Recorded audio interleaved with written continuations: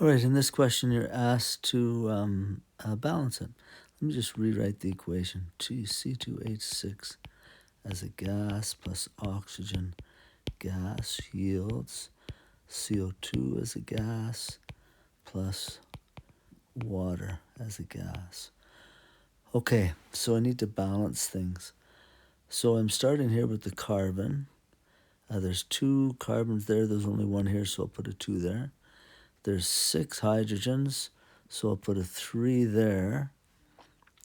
And now let's count up oxygens. I have 4 plus another 3, that's 7 oxygens on this side. Oh, that's one where it's not even, so I can't put an integer there. So if that happens, then you want to double things. I'm not sure if there's a common denominator kind of thing in this particular question. But let's go ahead and double things. So let's put a 2 here. So that means I need 4 carbon dioxides. That gives me 12 hydrogens. So I need to put a 6 here.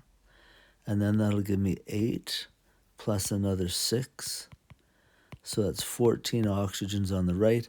So I need to put a 7 there to balance that. Hopefully that helps. Again, I couldn't see a lowest common denominator thing. There's always just that thing of if on the water, if you have a odd number of oxygens, then typically you want to get it to be even, just so this is easy there.